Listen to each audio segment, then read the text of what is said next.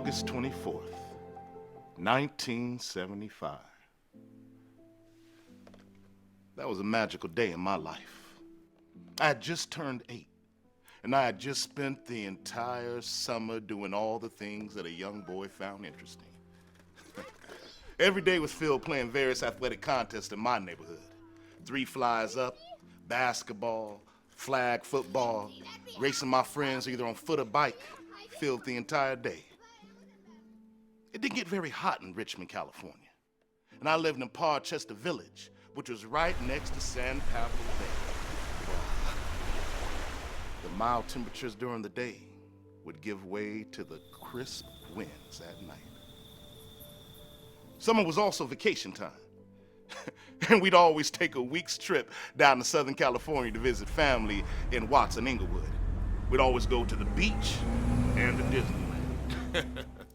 My father always drove, my mother rode shotgun, and my brother, he sat in the back seat with me. Now my brother, he was 3 years older than me, and he ruled the back seat.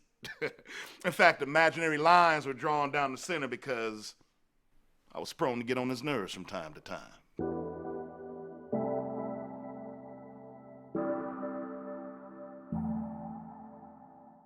Once, he had fallen asleep, and I found this old French fry under the front seat. So I picked it up, put it near the corner of his mouth, and instinctively, he gobbled it up. I laughed so loud I woke him up, but he never realized what happened. But instinctively, he knew I had crossed the line, so he banished me back to the other side of the car.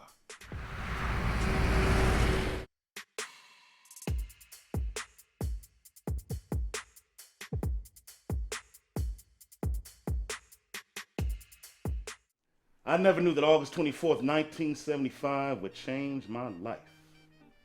My primary focus was gearing up for another spectacular season of kickball at Bayview Elementary School.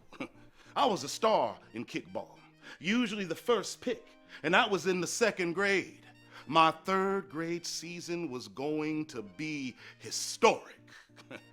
There were 2 playgrounds at Bayview Elementary, one for grades 1 through 3, and a larger one for grades 4 through 6. I had kicked 8 round-the-world home runs in the 2nd grade, and these were true home runs, where the ball cleared the right field fence of the kickball blacktop in the small yard. Now, Joey Mazzaro, he held the record of 12 in one school year. My focus was to smash that record and place my name in the annals of kickball history. It was within my reach.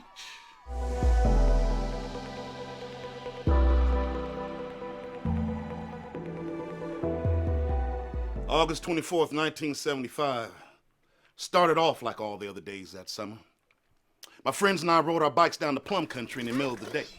Plum Country was a patch of fruit trees in the middle of Point Pinole Park, which was adjacent to Parchester Village where I grew up. Now, the Atlas Powder Company, they manufactured gunpowder, were originally located a few miles within the regional park.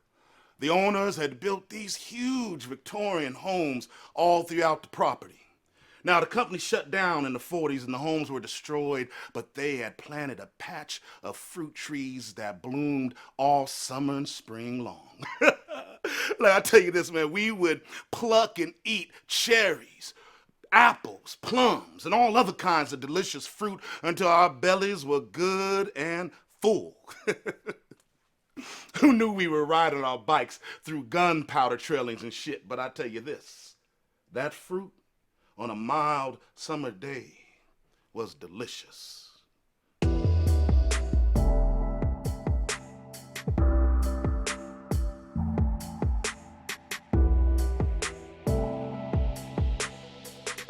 Like I said, that day started like others. I knew my parents were going out that evening. They belonged to a group called the Searchers, which was a collective of people from the Black Arkansas diaspora. Now, the Northern California branch held various events throughout the year, and this event was scheduled to be held in Oakland. Now, my parents had no qualms with leaving us home alone. It was a different time, and I don't even have a memory of ever having a babysitter. Sometimes we would stay over at my aunt's house who lived a few blocks down, but... Now, when my parents were going out, they made it a point to have something special for my brother and I to eat for dinner. And to my utter joy, there was hot straw hat pizza waiting for us. Woo! Look, me and my brother dined and ate pizza like royalty at a feast. I washed mine down with an ice-cold Shasta cream soda. And like I said, my parents were getting ready to go out for the evening. So I walked out the kitchen, and I saw my father walk from the bathroom to the bedroom in his drawers.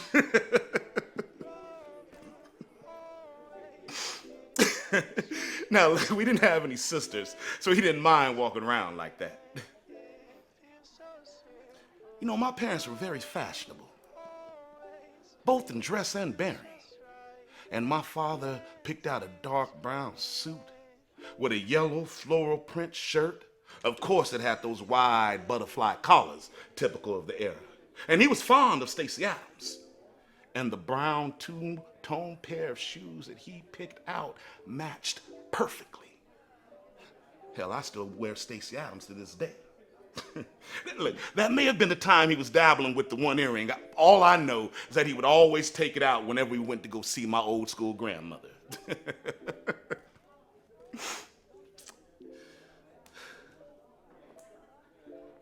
Yeah, my mother was almost done getting dressed for the evening, and she looked resplendent in her orange sleeveless dress.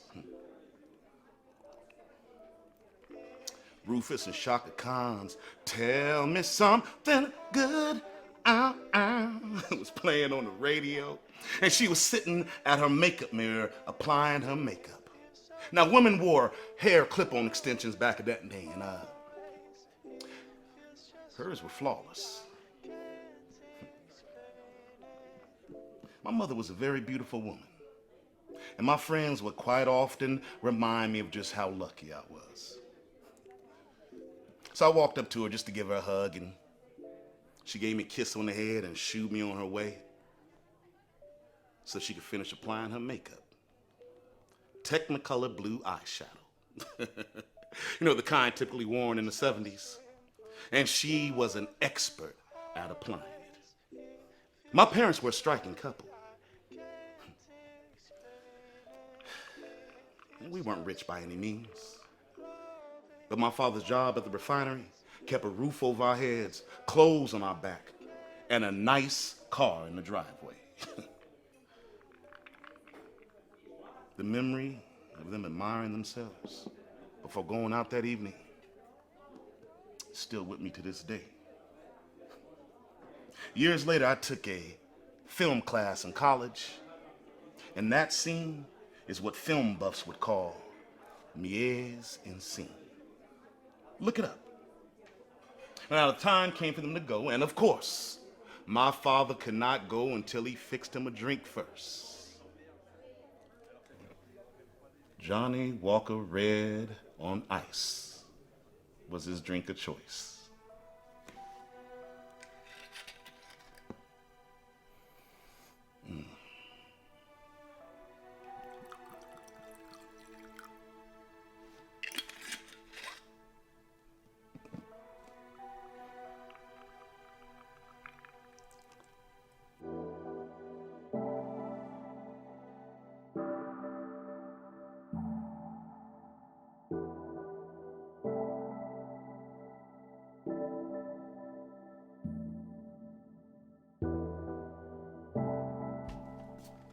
My mom hugged my brother and me, and then my father escorted her by the hand out to the candy apple red with white interior Cadillac Eldorado in the driveway. My mom held my dad's drink while he got in, and before he started the car, he lit a cigarette. Now, with drink in hand and cigarette in lips, they drove off for a night of dancing and socializing. I locked the door and closed it. And when I turned around, my brother had already gone back to our room. So I headed to the den. But first, I stopped off at the kitchen and grabbed myself another ice-cold Shasta cream soda. And then I headed to the den for a night of network comedy. About 15 minutes passed, and I noticed my brother hadn't joined me.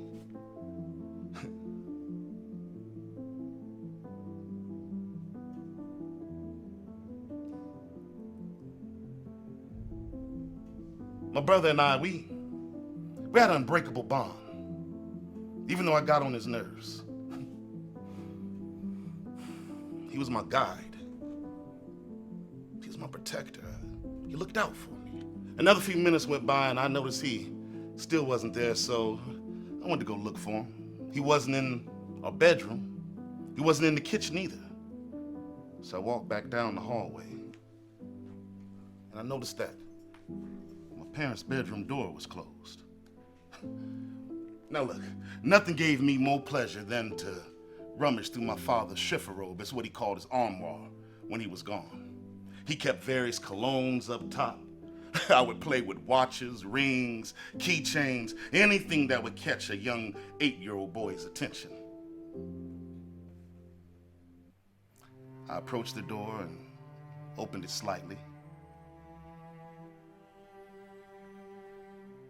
And what I saw took my breath away. What I saw left me with my mouth wide open. Sitting there at the same mirror that my mother had just got through using was my 11-year-old big brother. He turned around to face me, and to my surprise, he was fully made up in my mom's makeup. Foundation, eyeliner, lipstick, and the bluest eyeshadow in the world. I was silent. I didn't know what to say, which was hard for me. But I didn't have to say anything to understand the gravity of the situation. He was my brother, so I knew not to tease him, because he would have still kicked my ass in full makeup or not. I didn't understand what I was seeing. And he must have knew I was in a state of shock, because he calmly arose and walked towards me. And I'll be damned if he wasn't studying my mother, because his makeup was fabulous. Now that's a word that I learned later in life, but it fit this situation perfectly. You want to watch Sanford and Son? I asked him with a dry mouth. Sure, he said. We walked back down the hallway. He sat on the couch. I sat on the love seat.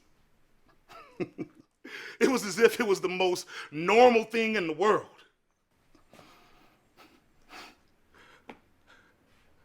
My big brother and I sat and laughed at the show. I would take a glance at him every once in a while just to see if he was still made up, and he caught me a couple of times, but he didn't say anything. He knew that I would never betray what I was seeing. That's the kind of bond we had.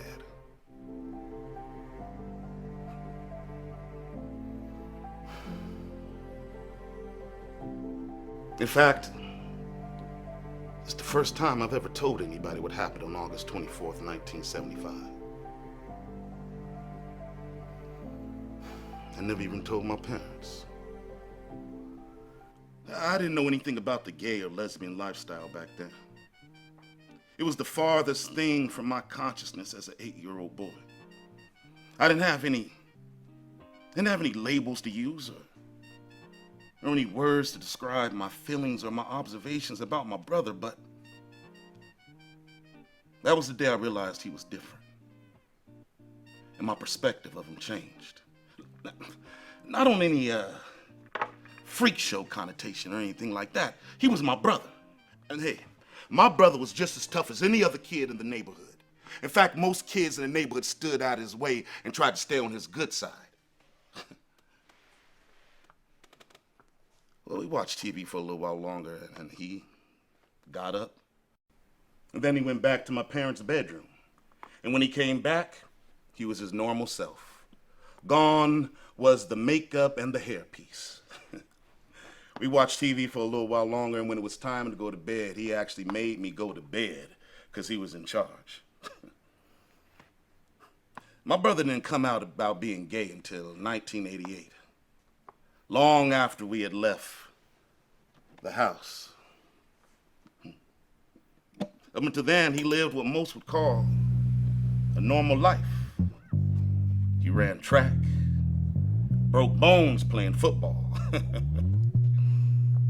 and even took girls to the prom. Yeah, I would get the occasional, yo, what's up with your brother conversation, but I just brushed it off like a good little brother is supposed to. Yeah, I knew the truth, but that was something only we shared.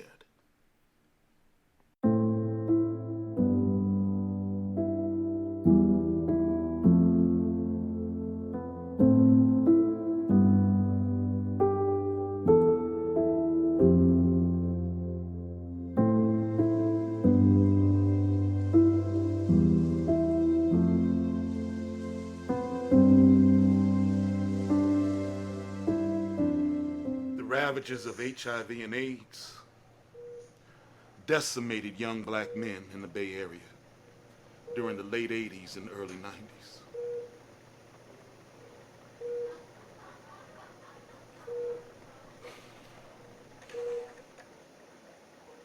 Sadly, my brother was infected by this insidious disease.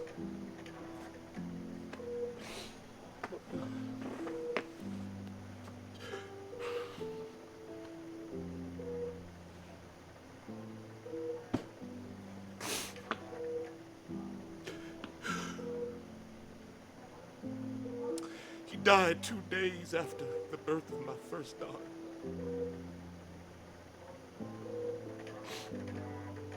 So he never got a chance to see her grow into the confident, bright young woman she is today.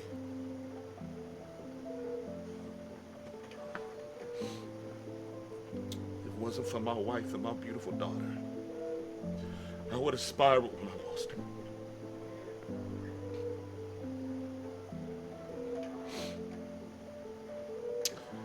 His spirit is still with me today. And I often think about all the wonderful and amazing times that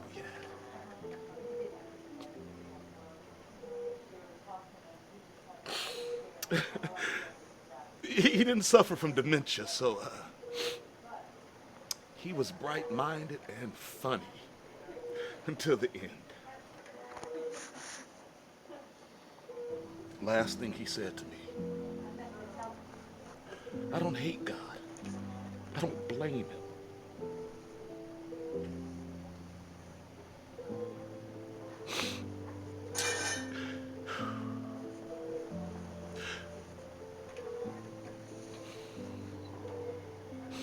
He said this is his fate.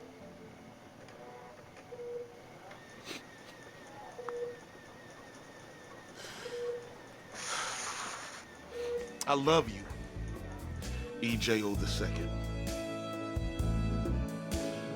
May you always be at peace.